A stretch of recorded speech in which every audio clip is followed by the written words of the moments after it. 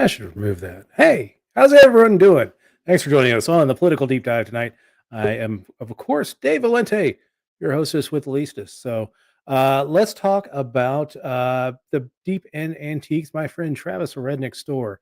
It is in Beckley, West Virginia. If you need blown glass, you need military surplus, if you need jewels, gems, all kinds of good stuff, take a trip out to Beckley, West Virginia. I-64 and I-68, I think, is the crossroads there in Beckley. Drop on by his store. It's got a lot of great stuff.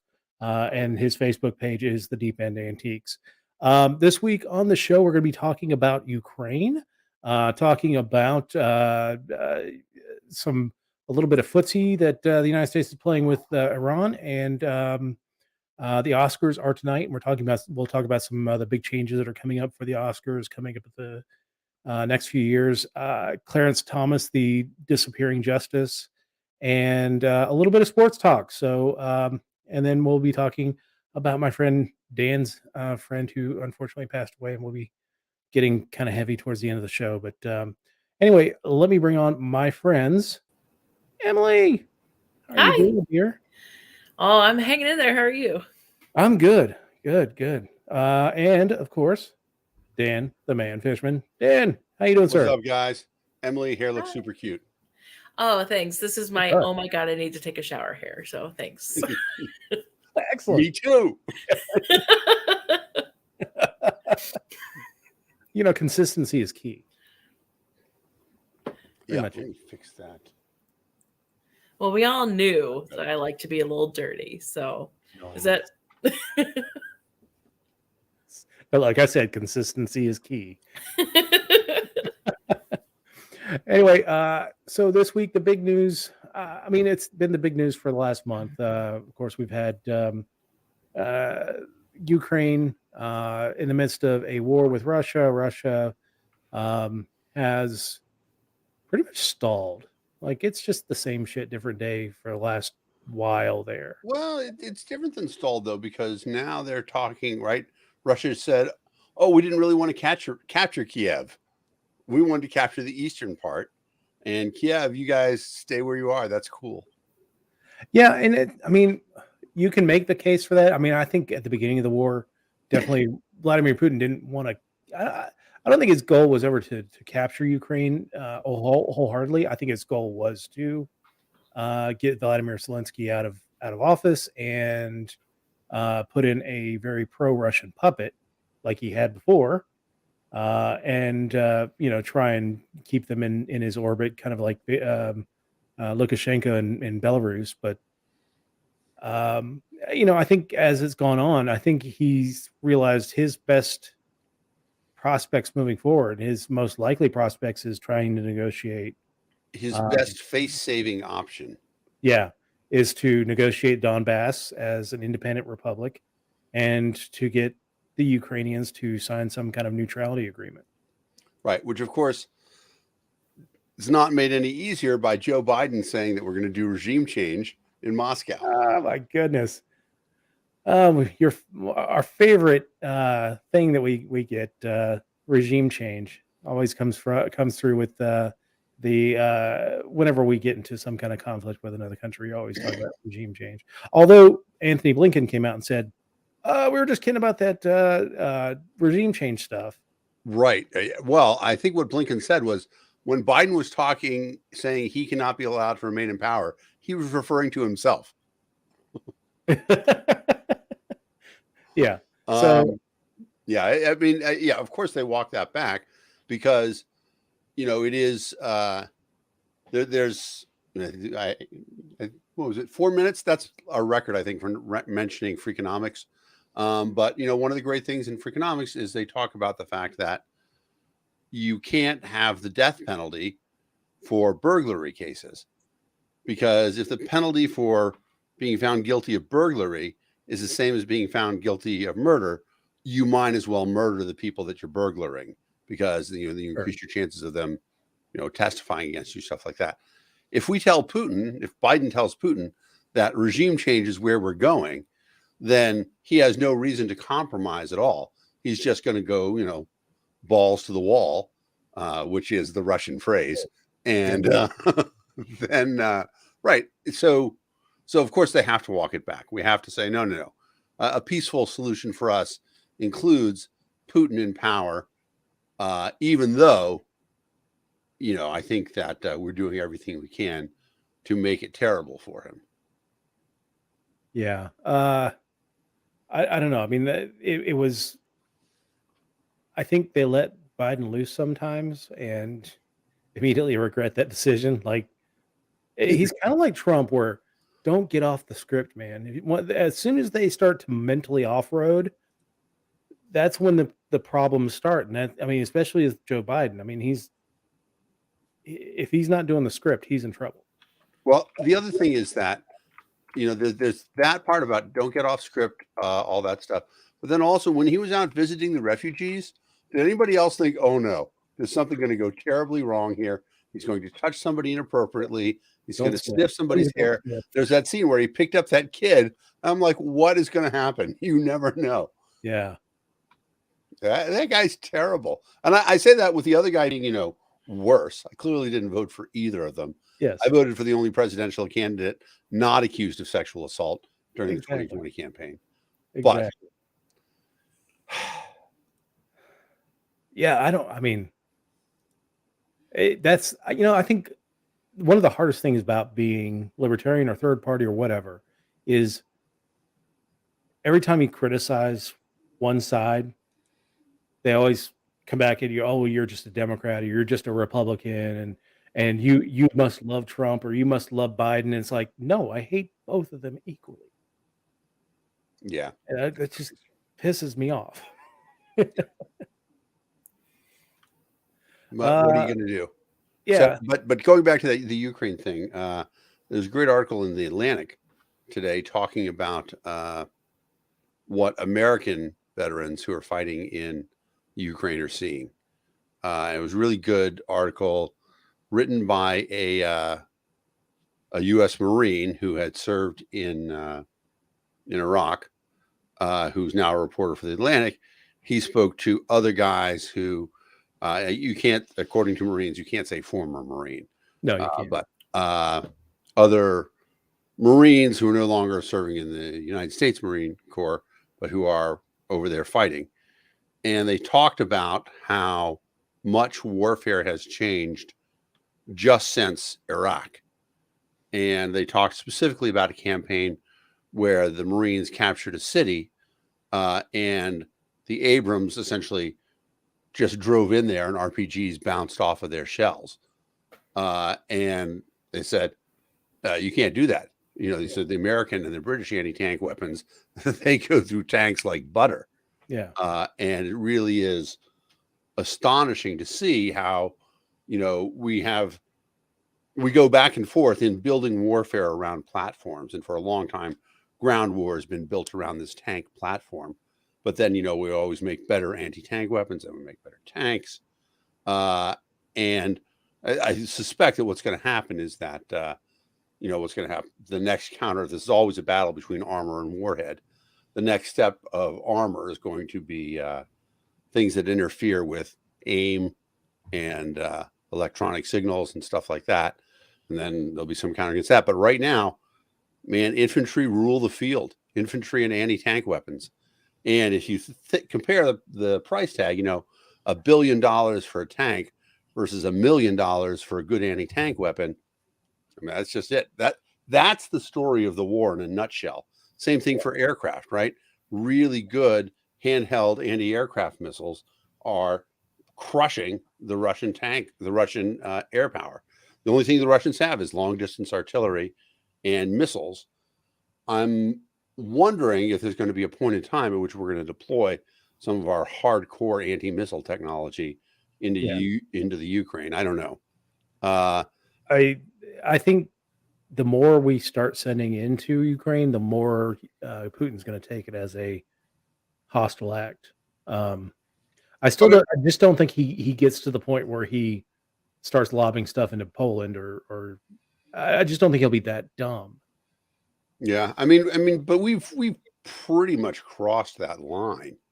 I mean, they know. I mean, if it weren't for you know, the Allies, you know, to rekindle that name, if it weren't for, well, let's say NATO, if it weren't for NATO supplying Ukraine, this would be over. Ukraine would be out of anti-tank weapons, anti-tank missiles. They'd be out of anti-aircraft missiles, even though they started preparing a long time ago. But now they have more than when they started, and they actually have more tanks now than when they began the war because they've captured so many Russian tanks, which is pretty funny.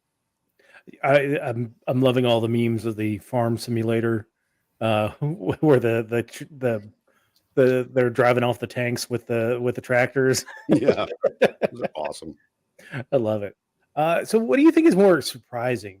The resolve of the Ukrainian people defending their homeland, which is, in the history of warfare, you can never discount people defending their own homeland. I think that's the big mistake a lot of our military leaders make is that we like to, we're just going to roll in there and take it over.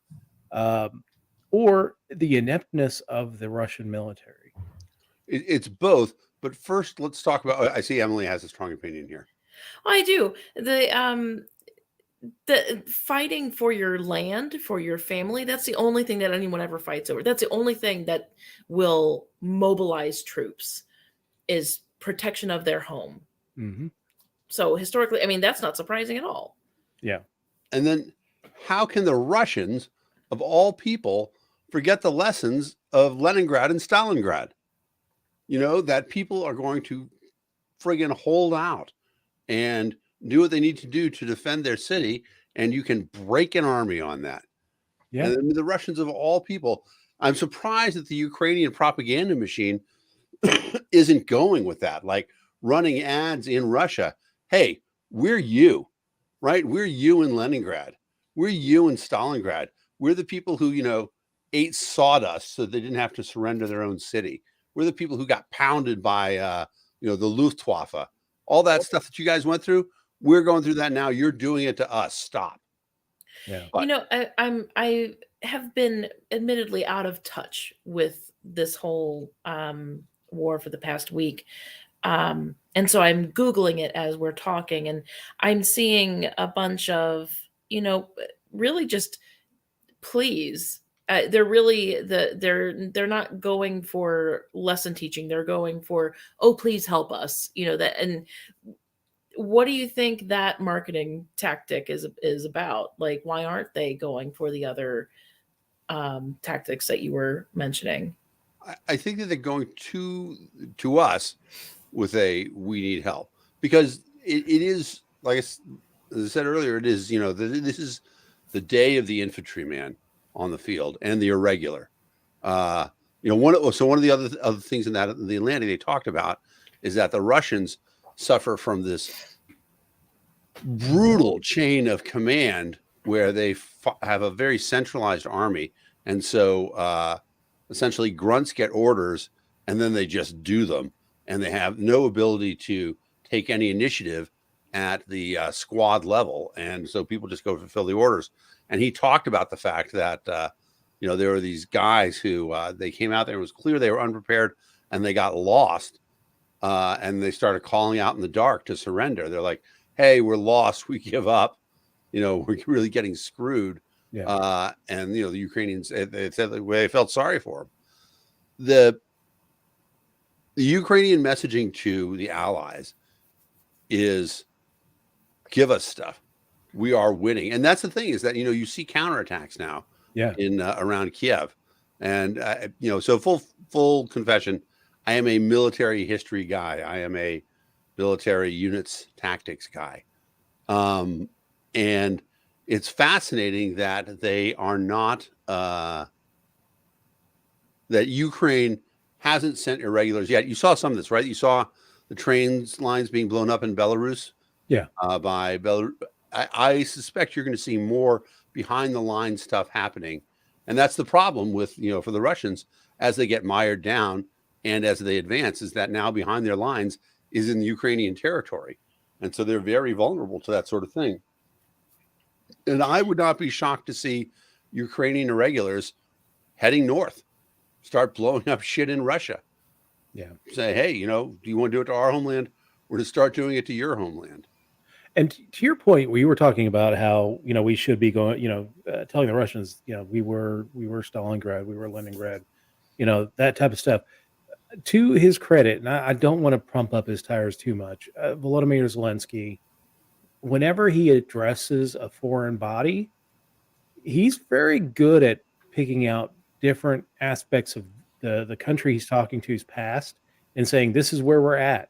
Like when he talked to the U.S. Congress, he talked about September 11th. He talked about D-Day and the Pearl Harbor bombing and things like that. He was going for a motion of, this is where we're at in our history, and this is why we need your help. He did it with the Japanese. He did it with the Germans and the Brits and all of that stuff. He's very good about. And of course he's an actor. We can always point to that, but he's very good about bringing that emotion into the argument of, hey, we're you. He's trying to get people invested into the cause of the Ukrainians, and I think he's been very effective at doing that. At least on the people level, the politicians level, not as much. Which is weird because, right, the politicians normally are the ones who want to go to war. But this is it is a classic case of him. They do need help. There's no way around that. Russia has this giant military, and even though they've been stalled, right, they haven't committed any small portion of their forces. You see what's happening with the fleet down south now. Yeah. And they were firing missiles from submarines, and I mean they've only begun to touch their strength in that manner. And they could shut down all the highways. Well, one thing that kind of limits their ability to project naval power is that they really can only use the forces that were already there. Right, because they can't get through the the Bosphorus has been shut off by the Turks. So right. Do they need help? Absolutely, they will need help to, I think, push the Russians out of Ukraine. It almost seems like in the last few days that we're starting to hear, we'll be okay if we just get rid of Donbass. Yeah, I think we're getting into that negotiating part of it, and I don't know. We may see an eastern part of Kiev or eastern part of Ukraine become either Russian or an independent republic. The one thing I will say though, if I'm Zelensky, is behind the scenes, I'm still negotiating to get in NATO. Oh yeah, I mean now more than ever because the Russians had their agreements after the annexation of the Crimea, and they had the original agreement not to attack Ukraine to begin with.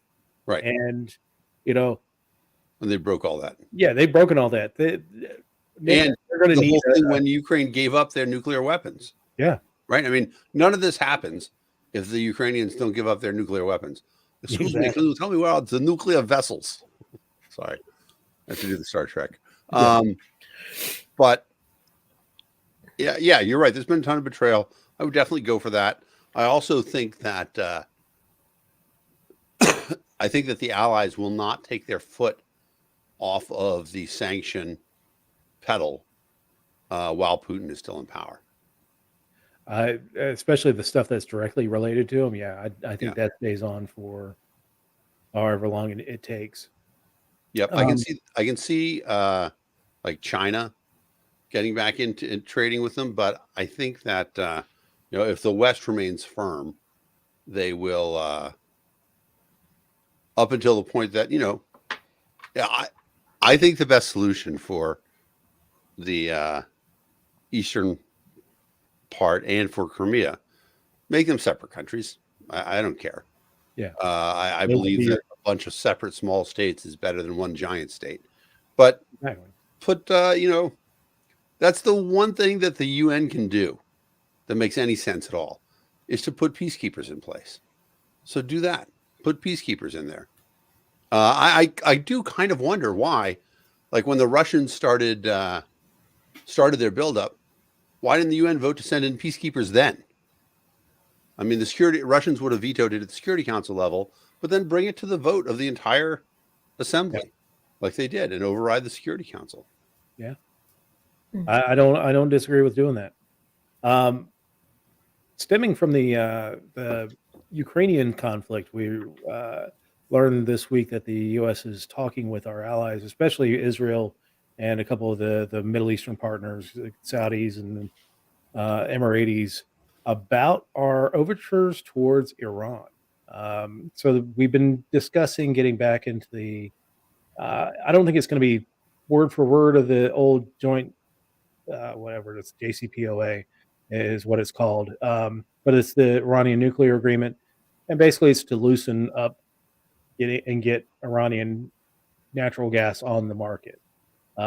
They've got a massive reserve. They haven't been spending a lot of it because they've had the sanctions on them for a while. So getting that gas into the market would be good, I guess. Yeah, I don't know.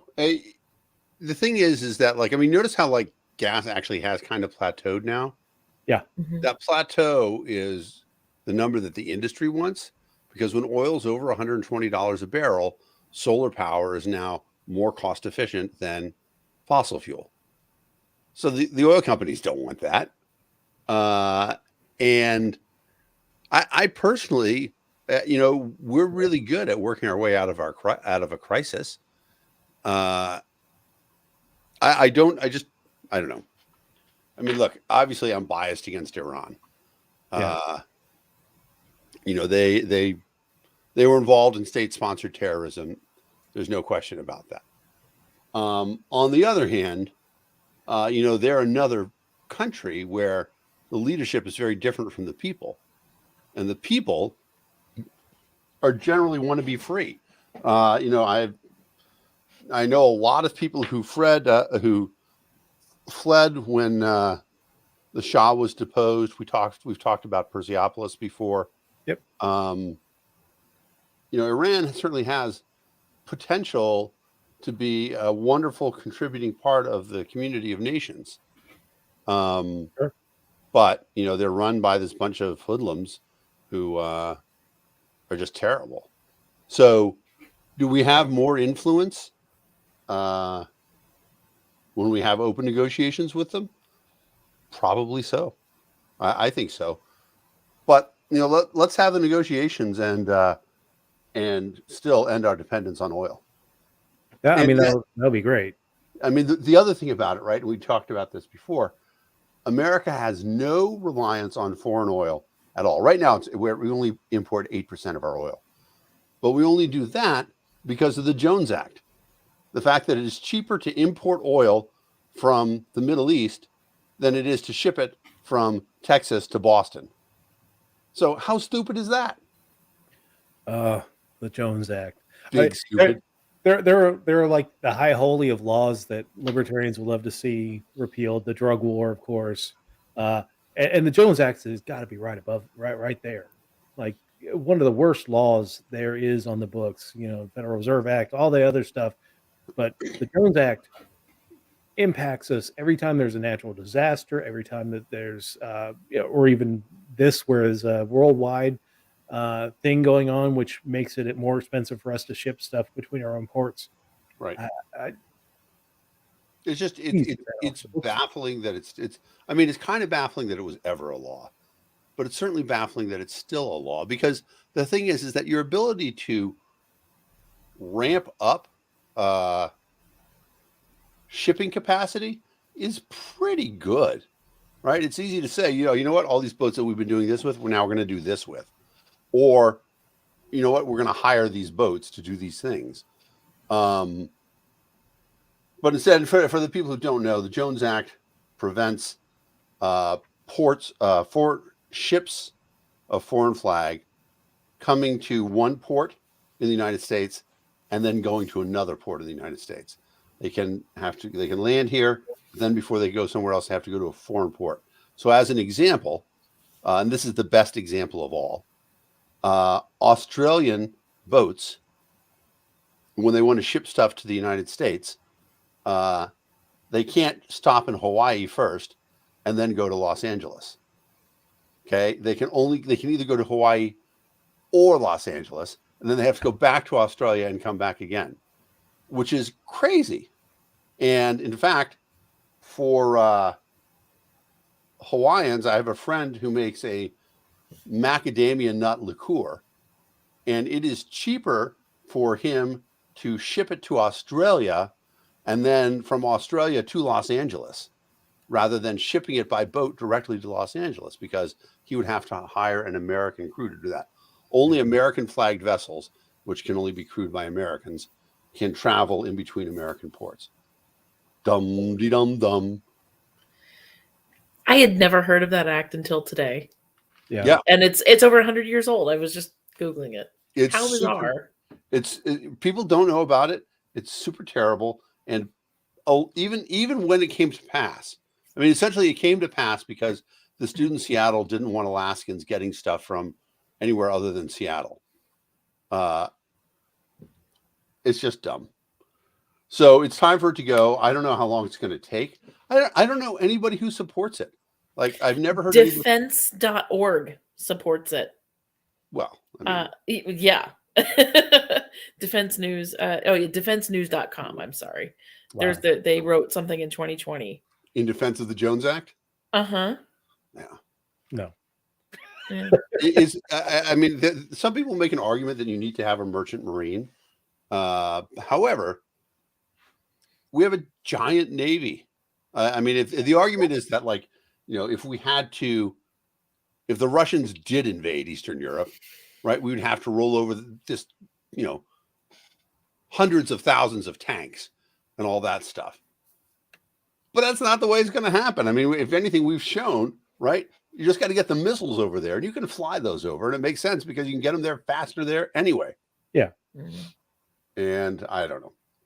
And they shipped. I mean, they flew. I mean, they've got aircraft that can carry tanks. So if they really need to fly it over, they can fly it over. Like it's just right. There is a thing called what the fuck's it called? Somebody on the thing can call me. I want to say a Marine Amphibious unit. The Marines have the ability to deploy very quickly a very small unit, but you can't fit a lot of tanks in an airplane. No. And the MAU, Marine Amphibious Unit. And ground forces are what they are. You can't hold anything with air power. You need ground power to do it. Troops. I mean, honestly, the number of troops you can fit in a boat compared to the number you can fly, it's a lot more. However, obviously the plane is a lot faster. And we already got 90,000 troops in the surrounding NATO countries right now. Exactly. And frankly, the NATO countries have got plenty of infantry too. And they're much better than those Russian infantry who have nothing to fight for. But the Jones Act should go. I mean, I agree. That would be something that would be awesome to see happen. Maybe that's the one thing that can come out of this oil crunch is as people start to realize that the big reason why we're paying high gas prices is because, well, not the big reason. We import 8% of our oil. But Texas could supply that oil. Texas produces more oil than Saudi Arabia. But Texas can only ship oil to where it can ship to. Pipelines, trucks, some boats, but very limited because you have to use American crews to ship oil around, and we just don't run super tankers because it's expensive and liability. Exactly. And I think the stuff about the Keystone XL pipeline I thought was overstated when people were saying, well, because we don't have the Keystone XL pipeline, we're paying higher gas prices. That stuff was meant for foreign markets anyway. And it's Canadian oil meant for foreign markets. Well, and the thing is that the pipeline could have happened. They just had to put it on land that they actually paid for instead of land that they seized by eminent domain. Exactly. And the purpose of eminent domain is not so oil companies will have larger profit margins. We can argue about it all the time, but eminent domain, if you want to make, I think we've had this conversation before. I can think of like 2 or 3 legitimate reasons to use eminent domain, right? If I live on top of a mountain and the mountain has started to erode and there's a giant boulder up there and it's going to roll down and crush the town below, and they ask me to move it, and I say, no, fuck you. Maybe those people can say, you know what? We have a vested interest. That boulder is going to come down and crush our town. Yeah. But that's about it. Other than that, I don't see a lot of reasons for eminent domain. Seizing land to build a pipeline across is ridiculous. Especially, the native populations that were going to be impacted in North Dakota. I mean, that was just. We'd have to break. We'd have to break. What's up, Polar Knights? It's. I don't know. Crazy stuff is happening everywhere. Yeah, and it's all because of government. Exactly. All right. Next topic tonight is the Oscars. Were you guys watching any of that before we started? Not at all. I watched U.S. against Costa Rica. Yeah. No, Panama. Panama. Sorry. Yeah. U.S. against Panama, and then I watched F1 earlier in the day. Yeah. And then obviously some March Madness. Yeah, we'll get into the Panama game. And then Bridgerton season 2 is out. Oh, it is? Oh. Which one? It's really good, Emily. I loved season 1. Oh, okay. Season 2 is amazing. Which show is this? All right. Bridgerton. Okay. I have to warn you, it gets a little soft porny at parts, but oh darn. Not my virgin eyes. I know. At least there's one part of you that is, Dave. Not really It's either. an easy setup joke. Not either. But so that's what I've been doing. I'm a little bit interested in like what's good to watch. I'm much less interested in an award show. Although, did Lin-Manuel Miranda do the EGOT? I don't know. I wasn't watching it either. The big thing with the Oscars is they recently announced a change in how they're going to nominate movies in 2 years. So 2024 Oscars.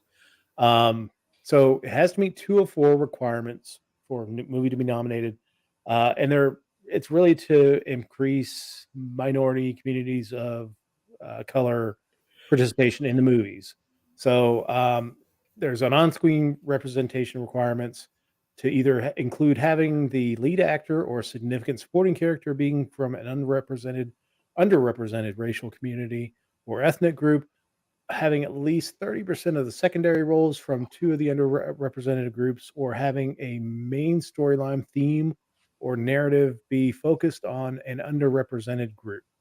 And then there's a second category for off-screen, relating to the crew, includes standards such as a film having either at least 2 leadership positions or department heads from an underrepresented group, or at least to be from underrepresented racial or ethnic group, at least 6 crew to be from an underrepresented racial or ethnic group, or at least 30% of the film's crew to be from an underrepresented group. Now, as you can imagine, the anti-woke folk are not very happy about this at all. Yeah. To me, I don't know. I mean, I want more representation in our film industry, but here's I don't know. It almost seems kind of heavy-handed, but I also say that this is a award show. It's a private organization that are making these rules. Whoever they want to give their goddamn awards to, I really don't care. But I mean, if you want to make change, and encourage through this, then I'm okay with that. Yeah, I mean, it is. I mean, obviously it wasn't, what was it, 4 years ago, 5 years ago?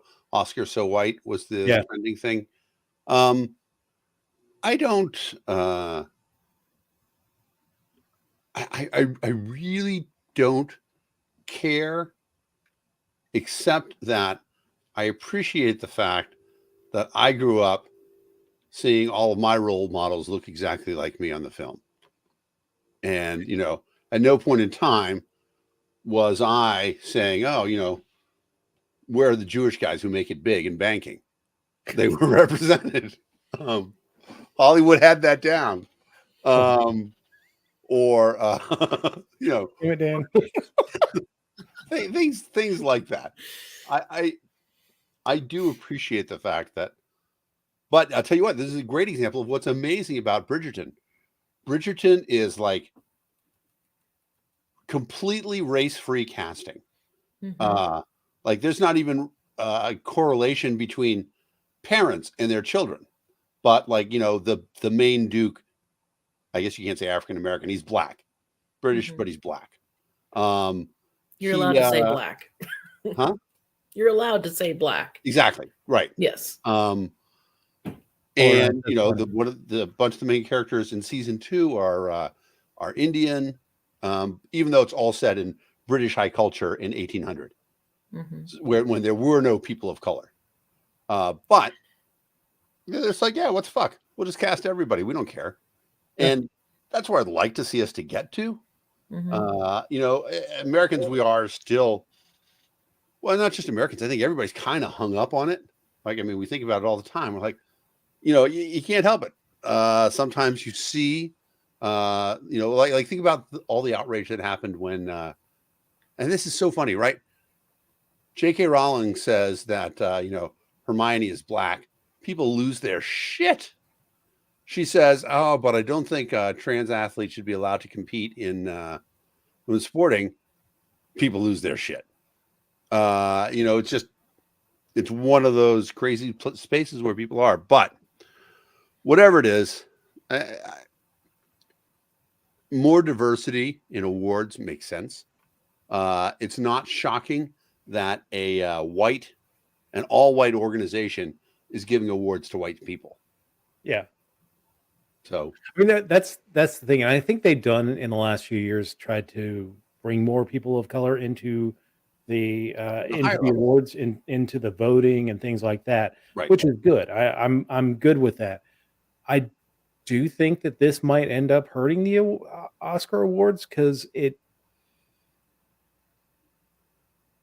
I think what's going to happen is that people are going to start thinking that these movies that are coming out are just, oh, they're filling a quota, they're ticking boxes. When a character appears in a movie, it's almost like when Morgan Freeman was in the Robin Hood movie. Right. We're like, what? Okay, I don't remember that character, but that's cool. Whatever. I thought he did really well in the movie. That's cool.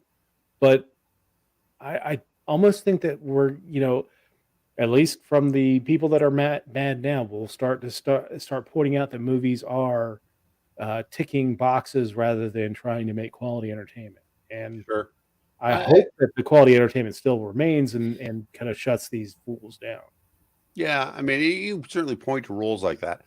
Halle Berry as Catwoman, and other places. On the other hand, somebody just mentioned Will Smith, right? Will Smith's had amazing roles that are just amazing roles. They didn't have to be, one thing or the other. Like I Am Legend, for example, that could have been anybody. And Denzel Washington when Kenneth Branagh did that, which Shakespeare. Much Ado About Nothing. Much Ado About Nothing, where Denzel Washington. And he was fabulous in that. Oh, and he's although he was the bad Macbeth guy now, I think. Is he? Yeah, he's doing something else. But yeah, and Much Ado About Nothing. Keanu was the bad guy. Oh, right. No, he's his brother. Right, he's his good brother. Yeah. And introducing Kate Beckinsale, I just have to add in that movie. Yeah. That's a favorite of mine. Yeah. Oh, I love it. When I was teaching, I took my class to go see it. I liked it so much. Oh. Anyway, the other thing about it though is that it is like the best award show for the last 5 years isn't on anymore. It was the Golden Globes, and it was because Ricky Gervais just ripped everybody on it. Right? Yeah. I mean, that was the best part of the joke where what was it? What was the movie with the bear that Leonardo DiCaprio was in? Oh God, The Revenant. The Revenant. He's like, The Revenant. He's like long, right? 2 hours and 20 minutes. The movie was so long that when Leonardo DiCaprio went in to go see it, by the time the movie was over, his date was too old for him. I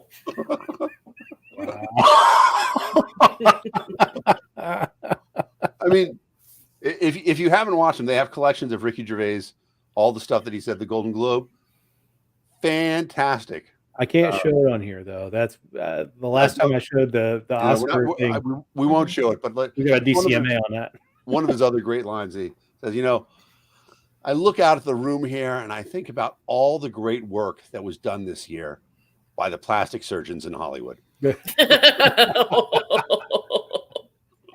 It's not so great, man. I mean, you look at some of those folks and that have, especially like the Botox face.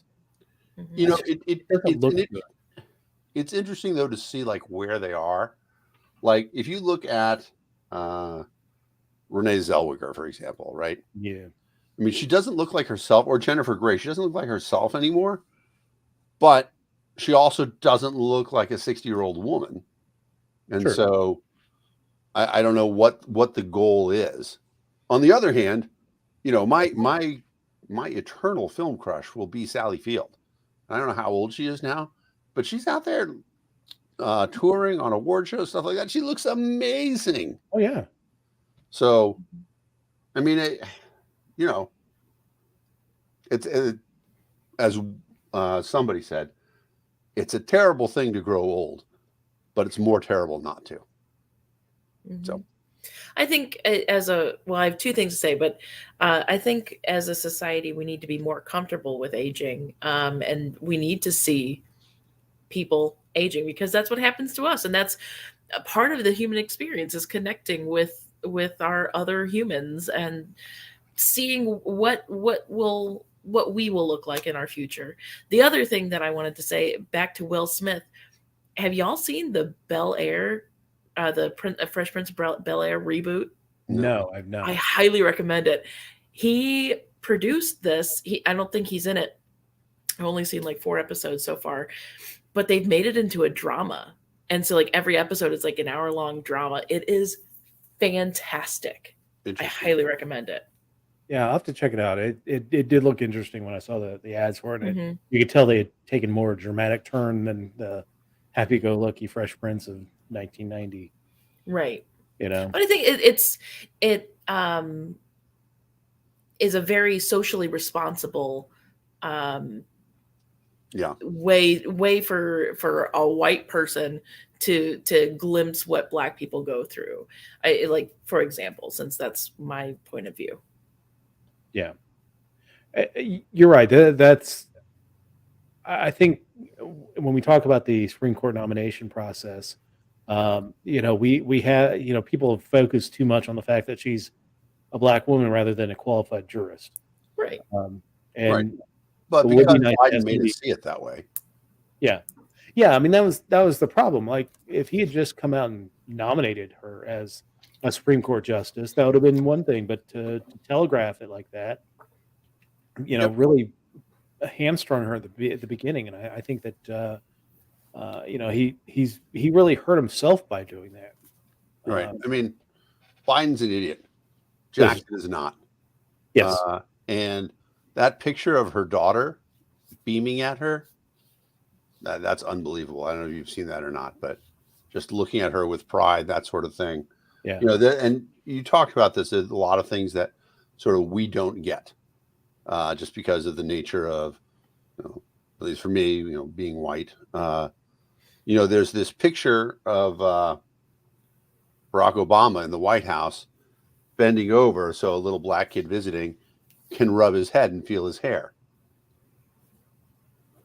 For me, I understand that it is something that I don't understand. But there is this thing about Black people and hair that is like so important to their culture, and we know nothing about it. Mhm. And it's baffling because they know everything about our culture because we force it on them. And so here, where we have this scenario of this woman who is an eminently qualified jurist, she believes shit that I think is absolutely batshit crazy because we have different ideas of how big the federal government should be. But in terms of being qualified to be a jurist, absolutely qualified. So I'm glad that she's going to get up there. I'm glad that she's going to be a Supreme Court judge. To have somebody with a defense background. Yeah, exactly. That's critical, right? A public defender. I'd much rather have a public defender. I'm disappointed that, it's another person from either Harvard or Yale. The one thing that I liked about Amy Coney Barrett was that she didn't go to Harvard or Yale Law School, right? The first justice in 90 years to not have done that. But aside from that, Jackson's going to be an important voice for a long time to come. And I like the balance. I do like the balance that there's a wide variety of views in the Supreme Court. Yeah. Speaking of balance, let's talk about the incredible missing justice. Clarence Thomas has been in the hospital since March 18th with reportedly flu-like symptoms, perhaps an infection of some sort. If he died, do you think that the Republicans would let that out? I don't know how they could keep it a secret. Well, would they just put him on a ventilator and just let him ride it out until the midterm elections? I mean, it's cruel, it's unusual, it's awful. I could see them doing it. I don't see how they can do that. But first of all, he's just got to go because what he did was wrong. When he voted against the text messages being released, right? 8-1 decision. He was literally acting to impede evidence from being released. Yep. Um, that's as far as I'm concerned, it's a criminal offense. He's blocking, hindering an active investigation. Now, I mean, he should have recused himself. And the problem is there's no way to penalize a justice for not recusing themselves because they're only supposed to do it on their own recognizance. Yeah. And he thinks, Now, I could be impartial. But in this case, it's blocking evidence. And that's pretty crazy. could he be disbarred? I don't know. And I don't know that it would matter because technically speaking, there are no requirements at all to be a Supreme Court justice. You don't have to be a judge. Yeah.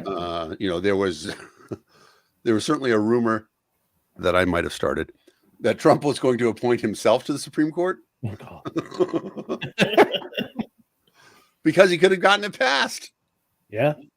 So there are no requirements to be a Supreme Court justice. I seriously think, though, that this is maybe a conspiracy theory of some sort, but if Clarence Thomas were to be in the hospital and suffer like a significant event, that they would be fine with keeping him on a ventilator until they think that Biden can't force through a nominee like he's been able to do. Jackson's going to get through. I mean, that's not a scandal or anything. That she's going to get through the Senate confirmation. But it's not controversial because she's replacing a liberal justice, but a fight over a conservative justice going out, I think it'll be just like the Merrick Garland whole thing all over. Yeah, but in this case, the Republicans are powerless to stop anything. For all you guys who don't believe it, look it up. Supreme Court justice does not have to be a lawyer. Oh my Lord. Doesn't have to be a law school graduate. I like Precinct Committee Ken Matt's suggestion. They will replace him with a movie, with an actor. It will probably be Morgan Freeman.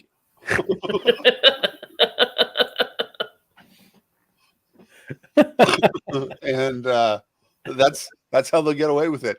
And then actually it's going to be Morgan Freeman, and then Scooby-Doo and the gang are going to bust the mystery. Pull the mask off. It's Morgan Freeman. And I would have got away with it too if it weren't for you, damn kid. Exactly. But yeah, I mean, and then his wife is causing him all sorts of issues as well.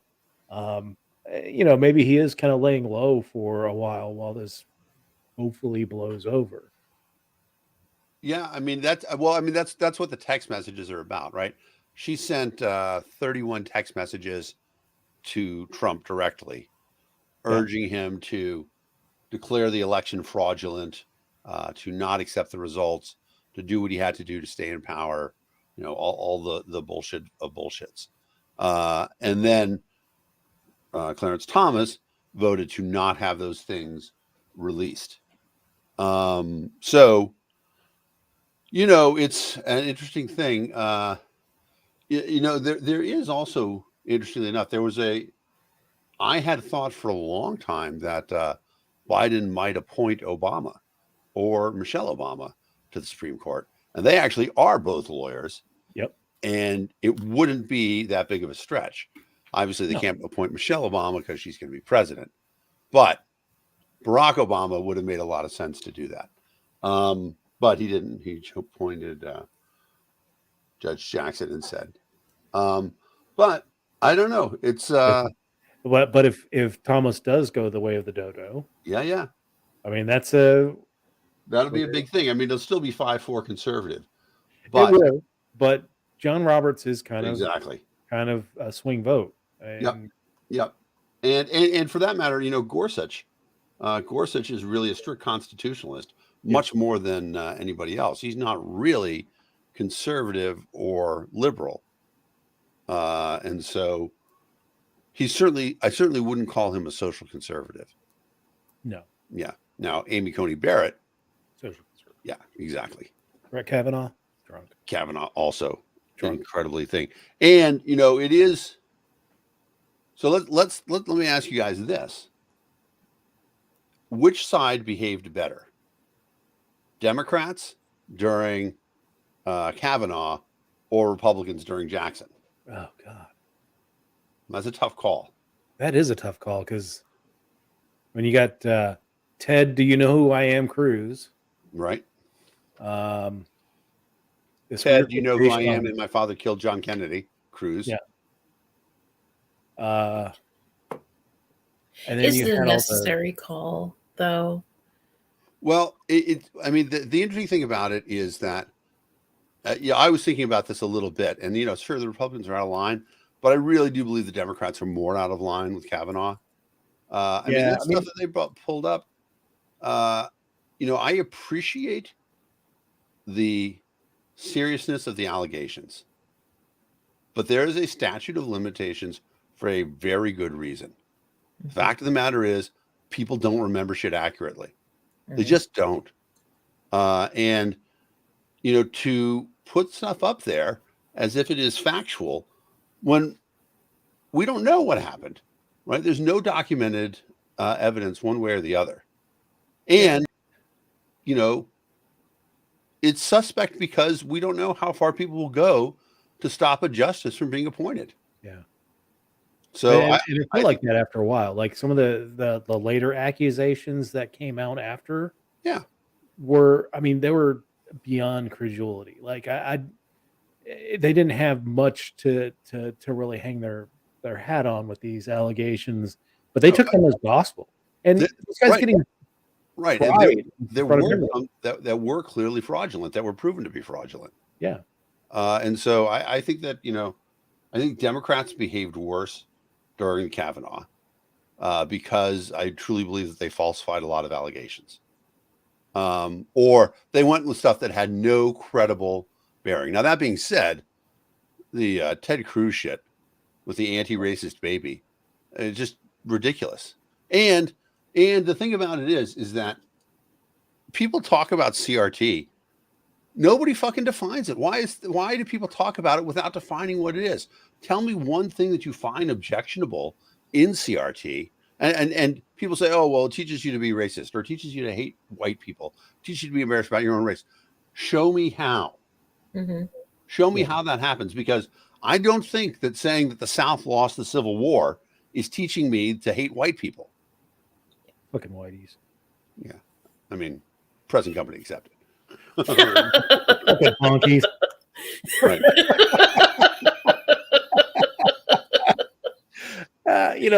Yeah, I mean that's the thing that I get into here, because we got a lot of the social conservatives around here that CRT is a big buzzword. In fact, they passed anti-teaching CRT bill here in West Virginia this past session, and it like we're not teaching high legal strategies, and this is a law course. Well, this isn't going on in the classroom. but the other thing about it is that because it's not defined, you say, okay, no more teaching CRT. All right, get all those big old monitors out of the room, the old cathode ray tube monitors, take them out. Yeah, take them out. They're not there anymore. Flat screen only from here on in. They're not there anymore. No, I know, but I'm saying, Yeah, they're all gone now. when they say you can't teach CRT, what does that mean? Yeah. Yeah. Does that mean you can't teach Frederick Douglass? Does it mean you can't teach, I know why the caged bird sings? Teach Robert Smalls. That guy should be taught in every classroom. Yes. His spirit is the greatest American spirit, in my opinion. What he did during the Civil War, just amazing. Yes, that movie is coming. Why hasn't it happened? It checks off a bunch of Oscar boxes. So exactly, it's gonna be 2024 Oscar winner right there. So you mentioned this earlier. U.S. defeating Panama 5-1. Yep. And 4-0 at halftime. Yeah, 4-0 at halftime, 5-1 final score. The U.S. is this close. The clinching story for the U.S. is that they can lose to Costa Rica by I think 5 or 6 goals. and still make the World Cup, finishing third in their qualification group. Yes. Now the weird If thing they is lose Canada by more, winning, but if they lose by more, then they go into the fourth place playoff, which they go to Qatar in the summer and play the winner of the Oceania group, which is either going to be uh, New Zealand or the Solomon Islands. If yeah, we don't win that game, we should yeah, just disband our national team at that point. yeah. But I mean, we'll win in Costa Rica. I'm not worried about that. Costa Rica's played Not really Costa Rica, well. Panama. They're playing Costa Rica Wednesday. Oh, they play Costa Rica and they have to score more than Costa Rica has to win by at least 5, I believe. Away goal differential is El working. Ticos, I believe, is Costa Rica. Yes. I do want to say, I see James's comment that I don't think anyone won or lost the Civil War. Yeah, the South lost the Civil War. Yeah, they lost. They after the war was over, there was a military occupation by the North of the South. That differentiates the winners and the losers. But you're right that it was terrible for the entire country. It would have been great if we didn't have to fight it. On the other hand, taking people out of slavery was a noble goal, even if that wasn't the desired goal at the beginning of the war. Yep. Oh, this is a good one. Ted Lasso, someone involved in the cup? No, unfortunately not. Although I think he would make a good coach in U.S. national team. He would. Not Nate, that friggin' traitor. I'm still cheesed off about that. And the funny thing is that yes. There we I go. love that idea, James. So that guy Nate is on a lot of the British panel shows that I watch. 8 out of 10 Cats does Countdown, and a few other things. And so I've seen him as a comedian for a long time, and like always liked him. And I liked him, in the first 15 episodes of Ted Lasso, and then I don't get it. But I do think that Ted Lasso is sort of reaching the end.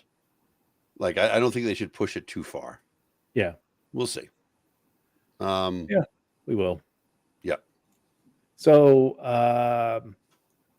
it was a really good game tonight. I watched the entire game against Mexico, and they looked all right. I mean, they missed a couple of really, really good chances. They should have won that game. Yeah. And when they tied that game, and with Costa Rica winning the last game and then winning this game as well, that vision of 2018 where it goes down to the last game and we're playing fucking Trinidad and Tobago and lose right in 2018. Oh, that was rolling through my head at the start of the game, because I thought Panama's a good team. They're still in it, barely, but they were still in the World Cup conversation. And they played really well in the first 10 minutes, but that early penalty really kind of sapped Panama's. Yeah. I mean, you're right. Panama looked good. That number 20, I can't remember his name now, but that guy was dominant. He was everywhere. Although he did also put his hand around that guy's neck and throw him to the ground. I think his name is. Yeah. But also, when Pulisic is on, we're a different team. Holy cow, that kid is good. Yeah, I mean, he's everything you want, and he is, he's just in his prime. He's 22 now, and so we should get, probably 3 more World Cups out of that guy. Probably. And the other thing that's interesting about it is, like, I mean, he's not a big guy. I'm looking at it right now. Right, he's 5'10". No, he's 5'10". The guy that scored the second goal, Paul Areola, is only 5'6". Right. And that was a headed goal. I can't take him seriously with that name. The last name. I just can't. I know. But it's nice. It's nice to see sort of real homegrown talent coming up. And, I think about the fact that we're still sending, our 5th or 6th best athletes to soccer. Yeah. Right. I mean, if you're a great athlete, baseball's probably where you want to go first. and then maybe football or basketball, and then probably hockey, and then maybe tennis or golf.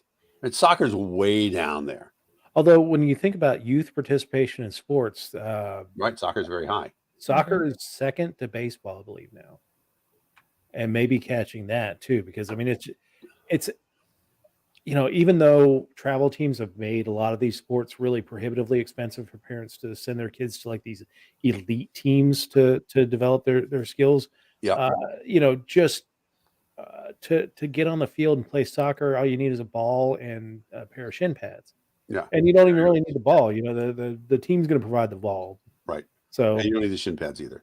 yeah, well, Um, you gotta have the shin pads to play now. that's stupid. That's like saying you need a helmet to ride a bicycle.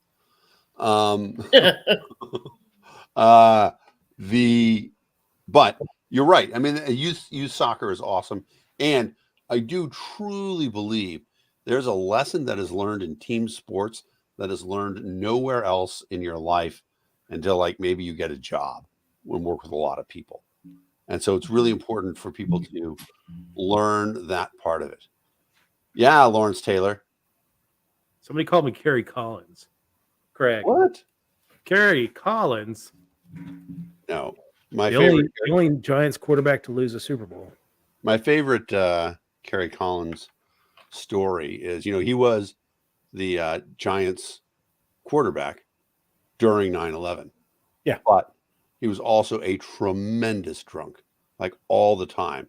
And September 11th, like 2:00 in the afternoon, he rolls out of his apartment. He's like, did I do that? All right, little Kerry Collins joke. Wow. Might be too soon. Well, so 2 weeks from tomorrow, we have the opening day for baseball. Are you excited about that? Yeah. I mean, it was a weird resolution to the labor conflict. Yeah. I do wish that that like baseball would break from the owner's model of them controlling everything. Yeah. Because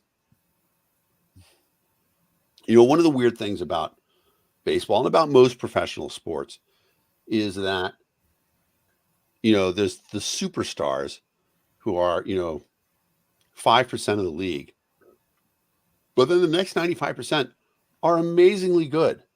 Right? They're unbelievable. I see a comment there from Holly, and we went to a game with her kids who are really good at getting balls thrown to them up at the top of the outfield wall. Two cute kids go down there and they hold their gloves up, and at the end, after the throw around, the outfielders always throw them a ball. Yeah. And the thing about it is that they tell the kid, hold your glove up.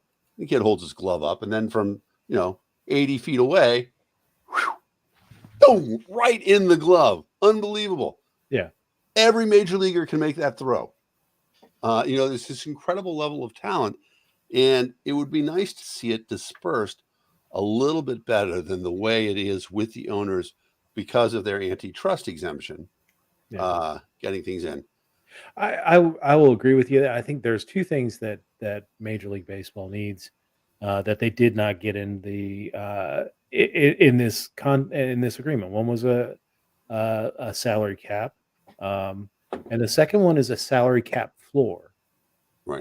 Where the NHL has this where there's a $80 million salary cap for your team, but your team also has to spend at least $60 million on roster to field a team, or their fines and all kinds of stuff from the league.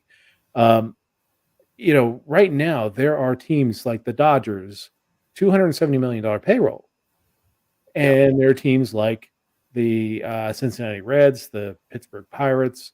Can't remember who else is down there.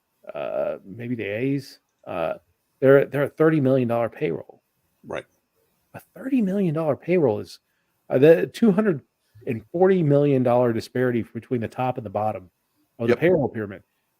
And there are owners who will never spend. The Nutter family out of Pittsburgh will never spend anywhere near the salary cap, They I don't think they've ever even gotten near $100 million in a payroll. Yeah. 2003, when the Yankees beat the Red Sox in 7 games, and my buddy Mike Montero got banned for life from Fenway Stadium. The salary of the Yankees and the Red Sox combined was greater than the salary of all the rest of the American League. That's insane. True story. Poor Drew. Holly's still mad about Ryan Zimmerman. But it is, the Marlins have a low payroll, but when the Marlins won the World Series, right, they bought that World Series. They bought all the best. Yeah, exactly. Both times. They bought all the best free agents. In fact, I will say one of the best pieces of art I've ever produced. Unfortunately, I don't have it up, so I can't show it to you here.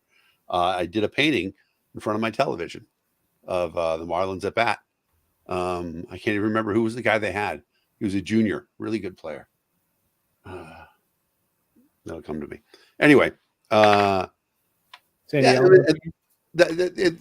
that's the problem with baseball, is because the owners control the purse strings so tightly that it's not really a game, or the game is only about getting your players together.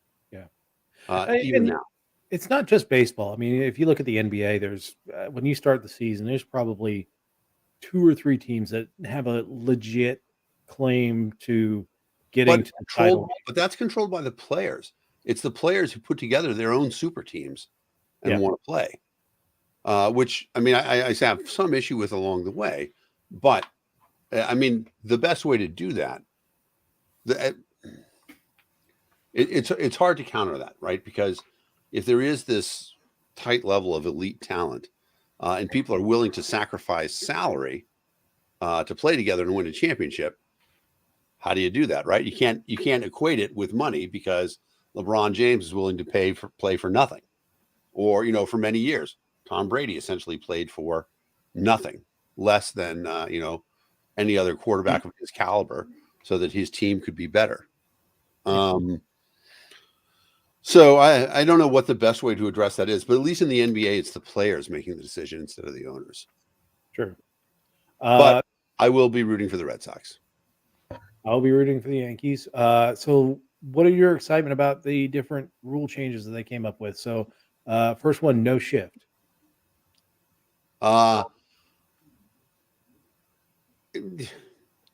It's interesting. I actually prefer good defensive baseball.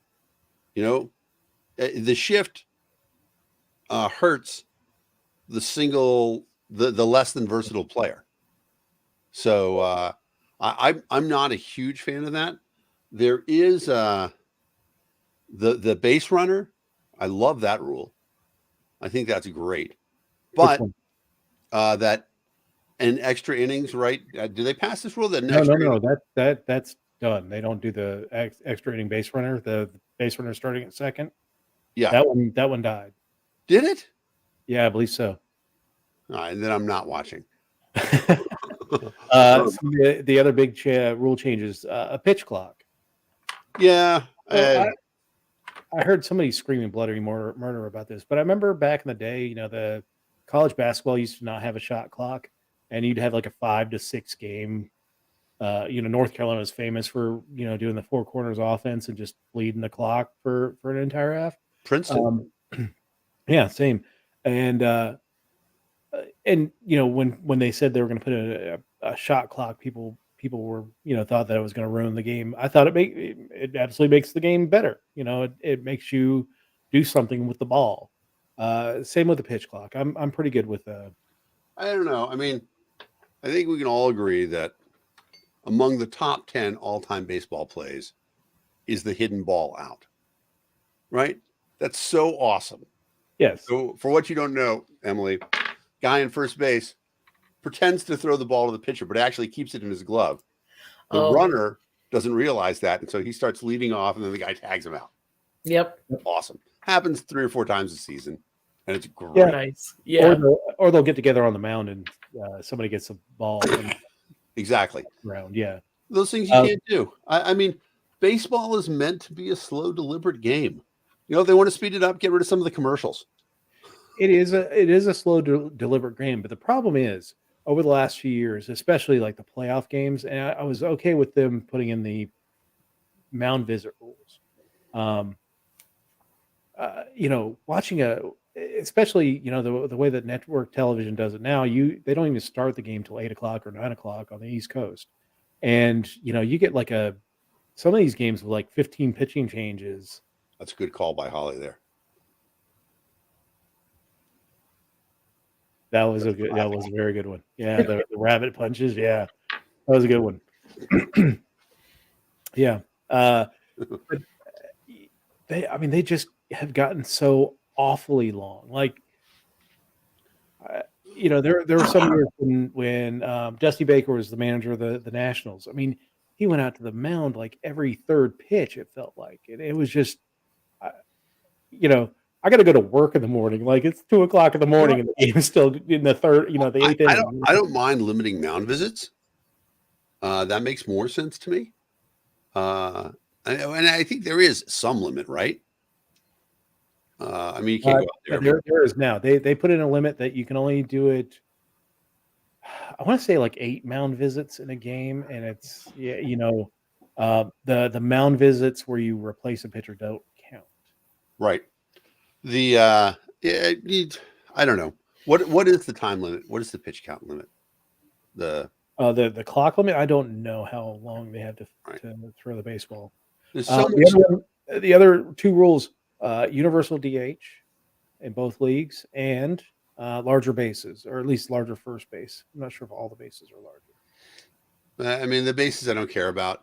Universal DH I don't like. I like watching the pitchers bat. And I say that as an American League guy. I like the fact that when you have interleague play, it's really awkward. But that's pretty funny. Yeah. I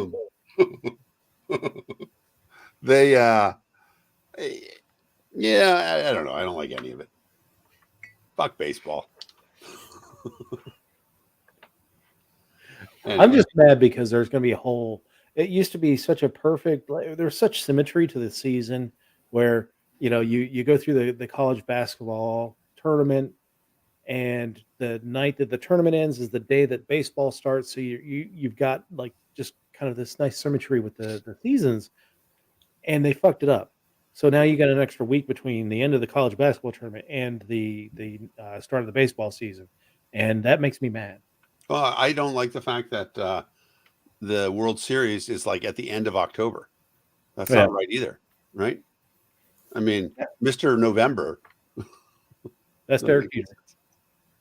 That was because of 9/11. So, yeah, I think it's going way. No, it's because they also added 8,000 playoff games.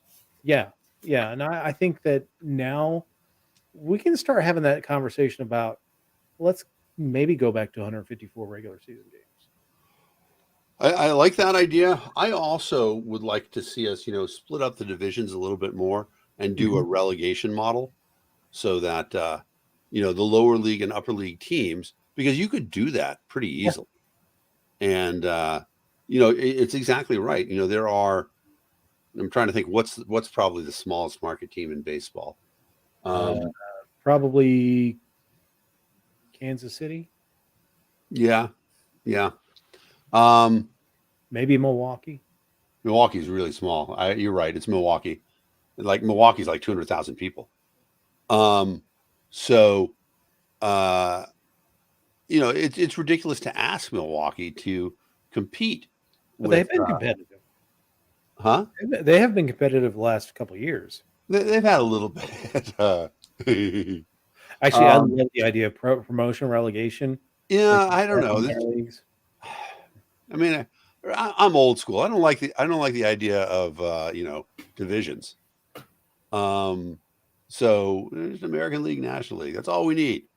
But if we're going to break it down and have divisions, right? There's 16 divisions now. 8 divisions, 4 divisions in each. No, it's 3 divisions in each. It's 3 divisions in each. Oh, right, and then 1 wild card. All right. You have 2 wild cards now, and then Yeah, whatever it is. eyes and all kinds of weird shit going on. Yeah, they can make it. I think we have, one league with the Red Sox and the Yankees, and then one team will get relegated out of there each year. And then something like that. I don't know. Yeah, I mean, you could do something like that. I think when because they're trying to get new stadiums in Tampa and Oakland. Yeah.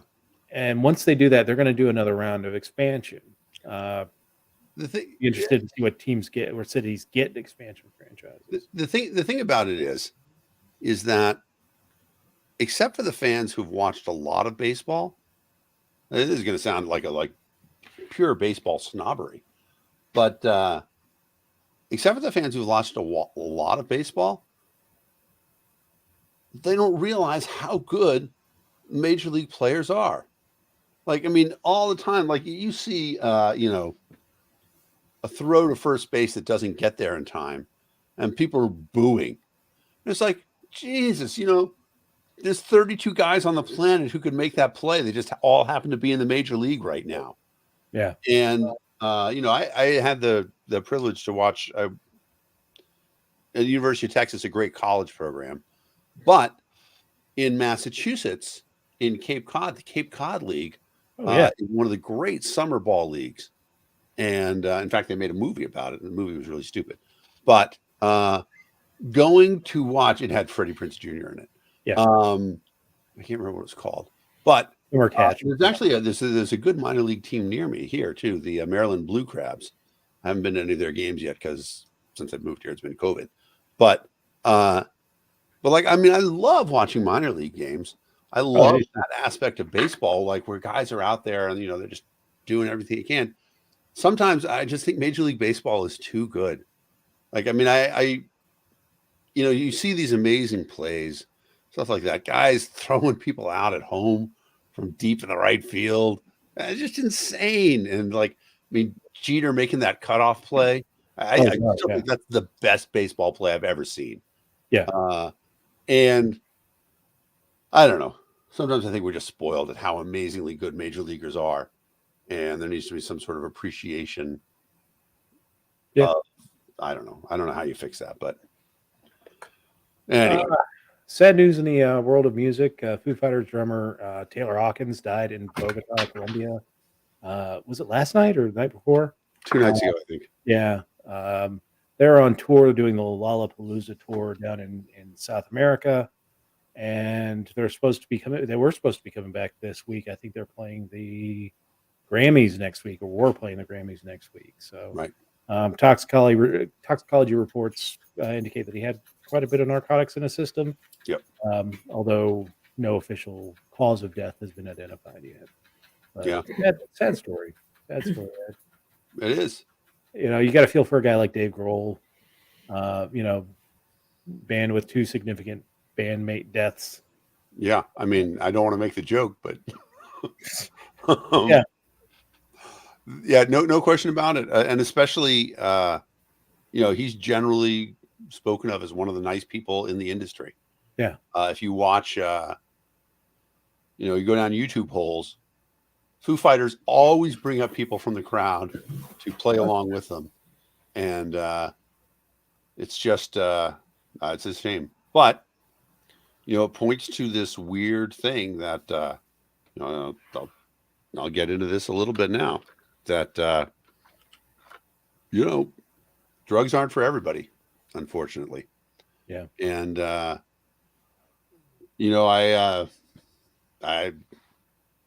my best friend, a guy named Chad, who we were born on exactly the same day in 1967. And we met at boarding school. And he died 2 days ago.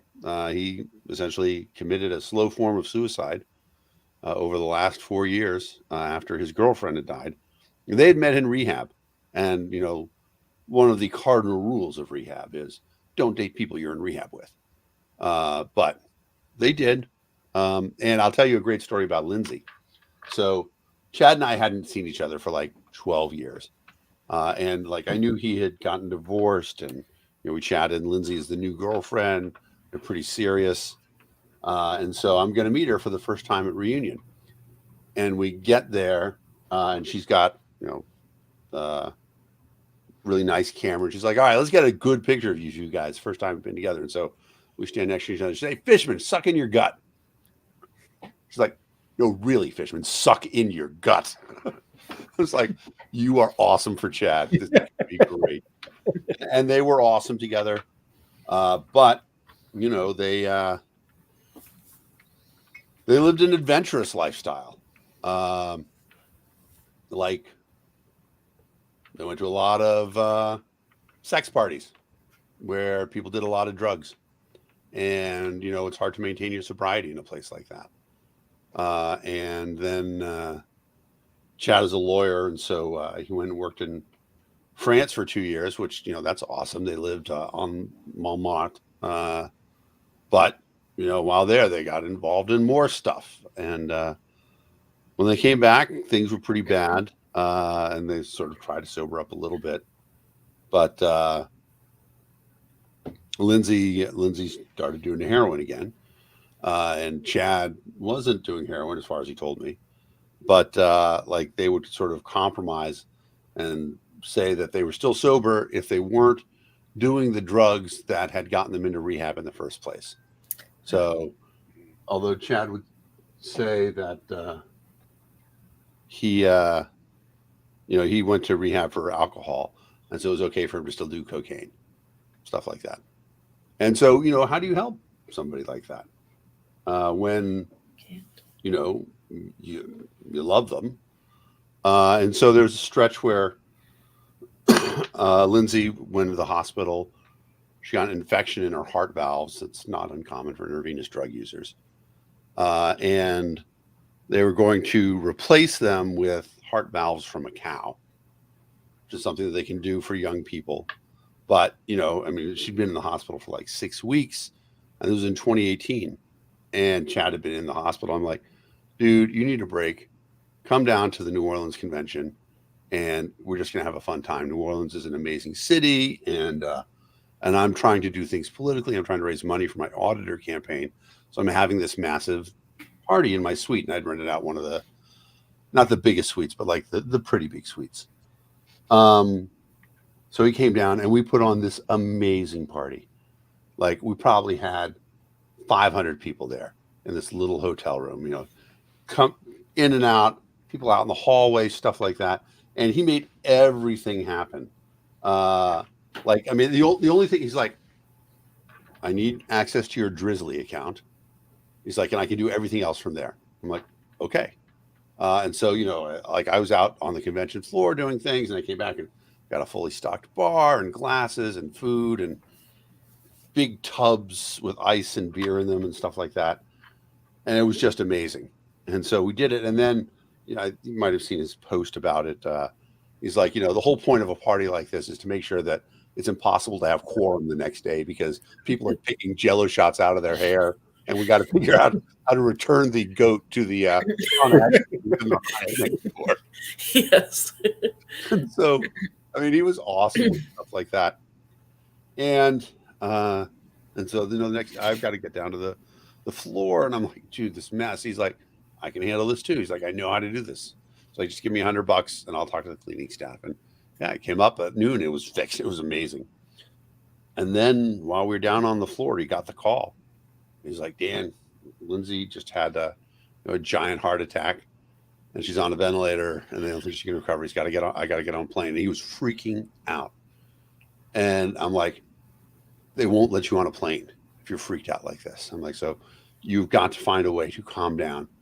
And, he was sort of, I'm like, I will ship all your stuff back to you. Just, calm down and then get to the airport and get on a plane. And so he did, and he got on a plane. He got back there, but she never recovered consciousness. And so our friend, who's a nurse practitioner, said to him afterwards, and I came after the funeral. She's like, Chad, she was always dying. She just kind of needed some alone time so that she could go. She's like, and as much as it sounds, you feeling guilty about going away and her dying while that happened, it wasn't that she died because you were away. She died because she had the space to do it and didn't feel obligated anymore. But she sort of, was able to release herself from that pain. And, I think that's stuck with him a little bit, but then he was always in pain. And so, we did 4 years, and Chad had, a lot of support in Denver. Both of his parents live there. His brother lives there. His, 3 nieces. He has 2 daughters who live in Denver. And, his ex-wife, God bless her. And, still I would go out to see him. And then, our posse from high school too, some great friends, but, he was being destructive again. And like at one point in time, he had voluntarily surrendered all of his guns to his brother. And, we all talked about that. We have a group on Facebook championing Chad, where we would talk about stuff. And, we thought it was a good idea at the time. And we also liked the fact that there was a point where Chad's like, you know what? I'm in a better place. I'm ready to take them back. Stuff like that. Do range time. That was good. But then, the other thing about it was, some other things had gone pretty shitty in his life. He was no longer certified to practice law in Colorado. And so he was incredibly underemployed. He's doing a lot of sort of essentially paralegal work as friends for people who, who had been lawyers. And so, of course, it's work that you can do. It doesn't pay well, but it's incredibly humiliating. And I don't mean that as a shit on paralegals. I'm just saying that when you go from being a lawyer to doing that sort of stuff. And then he was able to get hired for a while doing lawyer things that didn't require you to be licensed to practice law. He's got a little better for a while, but he still had, this big resounding grief. And the last time I was out there, we went to my brother's house. And even though it's COVID, his pod had an outdoor party. And invited Chad to come over. He came over, and just a lot of talk about him being a widower and sort of surviving, stuff like that. And so then I get at the end, his last day was spent, and like 8 months ago, a year ago, he talked to me about some heart and lung problems that he was having. And, of course I said, a little more exercise, but he was always thin, but, addict thin. And he got a dog. He was walking the dog. But at the end, he like I said, it was a long form of suicide. His last day was spent doing meth with his girlfriend / prostitute who survived. And that was it. Leaves behind 2 parents and his daughter, who I just was graduating from GW this, in 2 months, 1 month. Chad was supposed to come out and stay with me, actually. It's going to be my first house guest in this new house. We sort of talked about it. We've been like really rigid about our COVID parameters, but we were going to, Chad was going to come and stay with us. It was pretty exciting. I was excited about it. He was excited about it. And then he and his daughter were going to drive back to Colorado with all of her stuff. And, it didn't happen.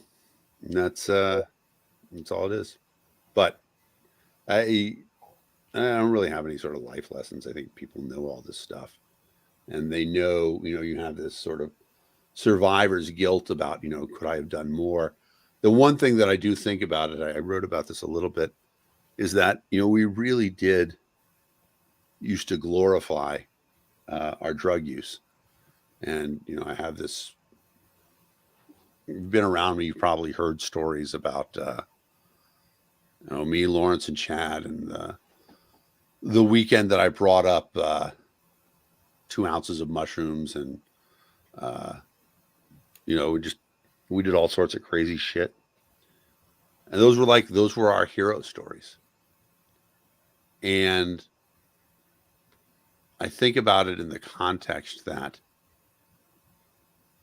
can't be for everybody. There are people who cannot live that lifestyle. And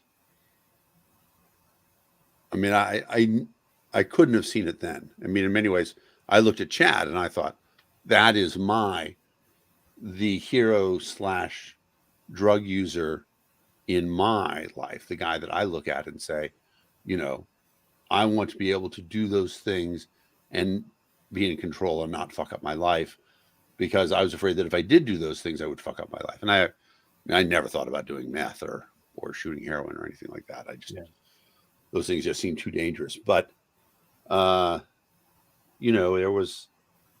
was something about that culture that wasn't healthy for all of us. And now Chad's dead. And so that's it. I just wanted to talk about it. No, I get you. And it's especially hard when, as we get older, we start getting these milestones where, we lose a friend from high school. Right. And it really does, remind us of our own mortality, where, none of us is promised another second on this earth. So, it's tough. I understand why you feel some survivors' guilt. Yeah. I don't know. I've got people in my life who are addicts. My mother was an alcoholic. Thing is, you can't make their choices for them. Right. And as much as you want to, much as you want to say that one thing that's I think that's one thing that I've really had to learn over the years, is that there isn't that one thing you can say that's going to flip that switch for you. Right. And continuing to do that, do it if you think it helps, but a lot of times it just drives people away. Mm-hmm. Yeah, I mean, I was thinking about ways to phrase this, and you know how it is in situations like this. You have to roll around for a bit. Excuse me. But in many ways, Chad was an ideal addict, because I know people who are addicts who became burdens on their friends and their family and stuff like that. It was never like that. Chad never asked for money. He was really good about not committing to things. So like he never disappointed you by not showing up for one thing or another.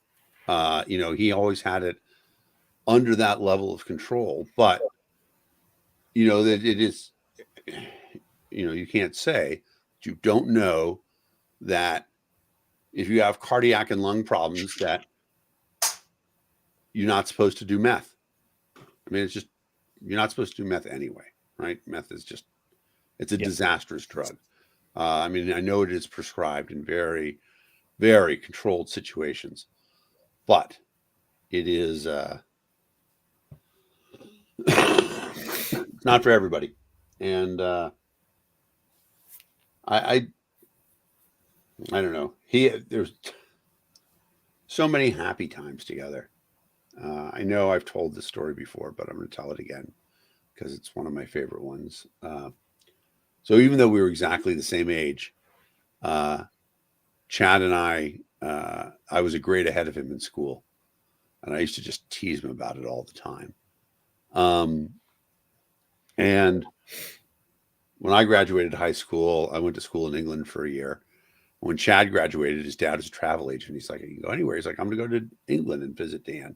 So he came to visit me. And my school actually didn't end until like July 8th. English school is just weird. So we were hanging around. He was at my school, and then we took some time off and we went exploring. Decided to go down to London. There were two girls from my school on the train. Started chatting them up, as one would say, in England. And we agreed that we would meet the next day. And I'm like, all right, what are we going to do? He's like, oh, let's take them to the movies. That's always a good thing. And so we meet the girls and they're like, so you guys want to go see a movie? I'm like, no. Let's just get some booze and go to the park and get drunk. So we did that. Again, this is, I'm not used to a country where everybody can just go into the liquor store and buy hard alcohol immediately. We do that. We get hammered, take the girls back to our hotel room. And we have a room with two beds in it. Chad has been thinking a little bit ahead and has maneuvered his date into the bathroom queue first. She comes out. My date goes into the bathroom. Chad and I can't remember her name, but they start going at it on the bed already. I'm 18 years old. I am not prepared to perform in front of my best friend. And so I'm like, we're just going to do it in the bathroom. And, I was 18 years old. Of course, figure out how to do it, whatever. Tile floor, but there's a tub. And I want diagrams. there's a tile floor, and there's a tub, and we lay down some towels. We get it done. The girls leave, and afterwards, and I tell Chad, I'm like, I just want you to know, I was incredibly uncomfortable doing it in the bathroom because you guys were hogging up the bedroom. He's like, Dan, I knew that you were uncomfortable, and that added to my sexual pleasure.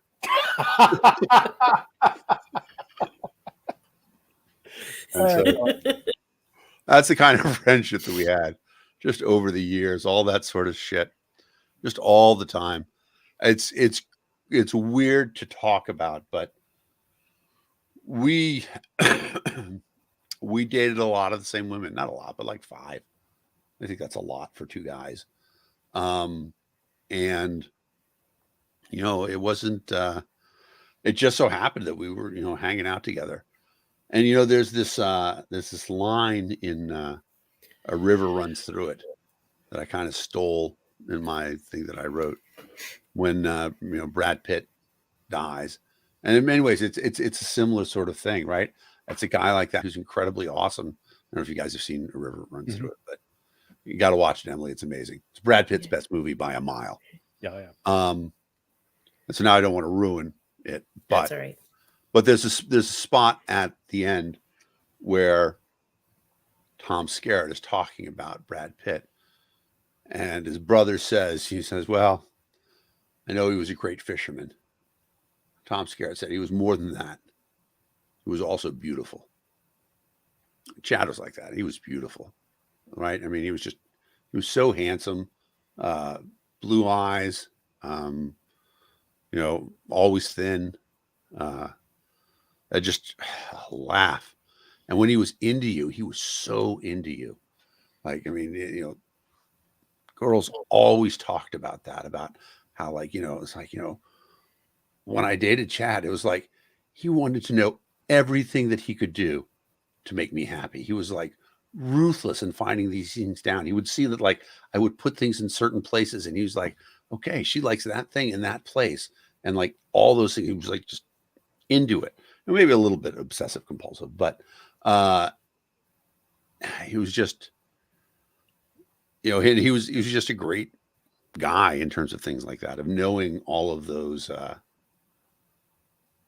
knowing how to have amazing relationships with people. That's what Chad was all about. And, he was generous. He shared a lot of that, a lot of what I have that passes for social graces. I learned in high school from Chad. which was, surprising. But I don't know. I'm wondering. That's all I got. It's all Thanks for good. sharing. Yeah, thanks. And rest easy, Chad. Yeah. Right. That's the best thing about it is that, I mean, all of us. So one thing we say, it sucks, but Jesus, he was so tortured at the end. Yeah. We're happy that there's peace. Yep. Well,